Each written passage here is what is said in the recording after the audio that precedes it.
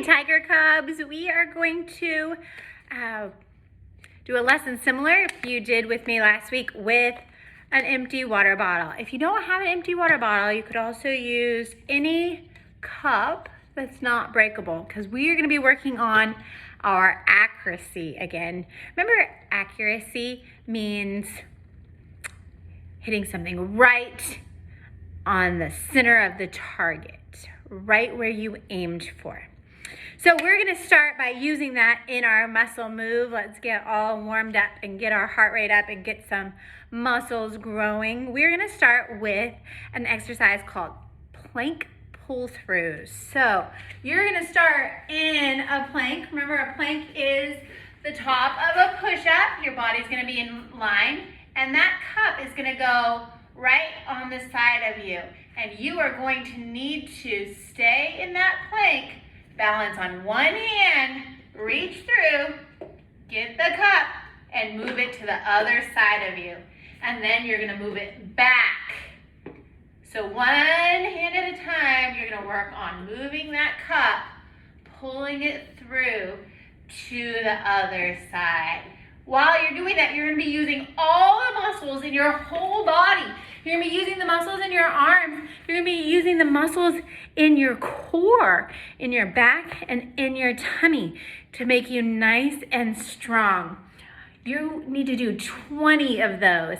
If it is very hard, then stop for a few seconds, take a break, and then get back in your plank and keep doing it.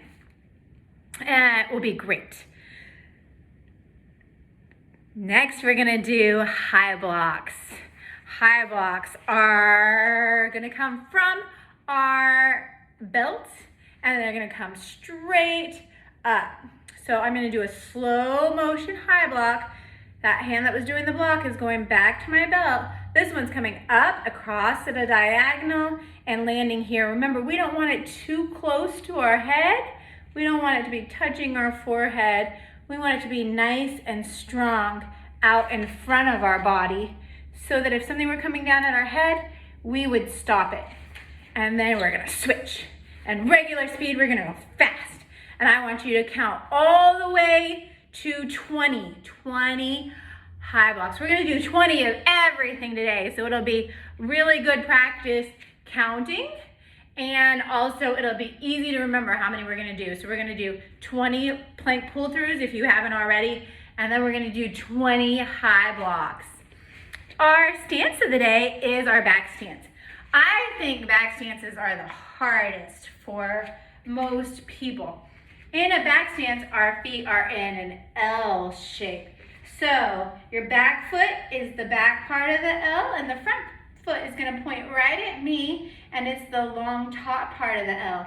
And then our knees are both gonna be very bent. Our back knee a little bit more bent than our front knee.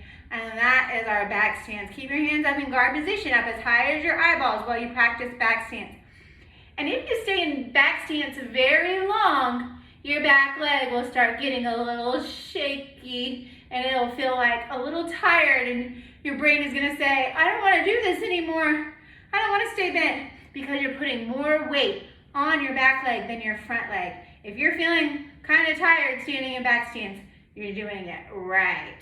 And then jump, switch feet, and yell. Back stance on the other side. Make sure your feet are L-shaped. The back foot is facing that wall, and the front foot is facing me. Both knees very bent, back knee more bent than our front leg. And as we do our hand strikes today, we are going to be in that back stance. So we're gonna work on knife hand strike. Knife hand strike is gonna be a big hug, elbow to elbow. Your top hand is gonna come across and hit with the pinky side of your hand. Knife hand strike. And here's where we're gonna use that water bottle. You're gonna need to find something to put your cup or water bottle on that is about the height of your chest or shoulders, somewhere in this height. So maybe your kitchen counter is a good height. I am gonna pretend I'm not that tall because I don't have a kitchen counter in here. But we'll pretend this is the right height for me. And I'm gonna put my cup or water bottle on that table. Remember, I'm gonna chamber on top and then I'm gonna knock that cup off the counter. And then I'm gonna run and get it because that's part of it. That's part of your exercise. You gotta run, get it, put it back. And you're gonna do 20 knife hand strikes. And then you're gonna get on the other side of it and do 20 knife hand strikes with the other side. If you can, if you have room wherever this is, you're going to do it from a back stance. Your front kick, we are gonna do the same thing, but we are gonna have our cup on a chair or on your couch or your ottoman. And we're gonna put that cup somewhere. Also, make sure you have enough room around you. So if this cup goes flying, it's not gonna break anything. But hopefully your cup is pretty light and wouldn't be breaking anything anyway. You're going to be in that back stance that we talked about. Feet are L shape. You're gonna pick up your front foot, kick out, and rechamber. Because if you keep it out, you'd get stuck on that chair, right? We're gonna kick it, and your foot will pull out and back in. You're gonna do 20 on each side. That is a lot of kicks, a lot of knife hand strikes. You should get a really good workout today. I wanted to take just a second to talk to you about a life skill that is important but hard.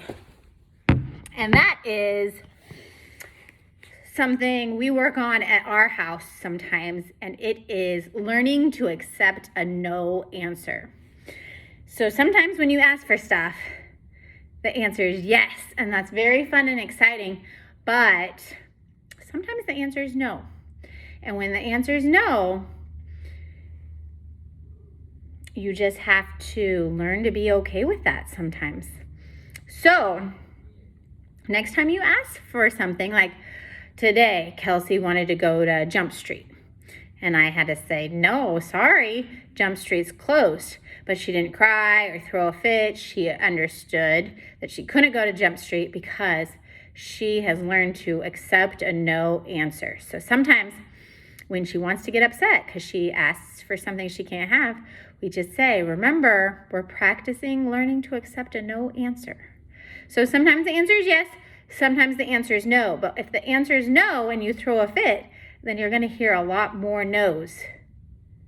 But if you have a good attitude, then I think the answer will be yes more often, because your parents will want to make you happy because you make them so happy. Okay, that's our lesson for today. Great job.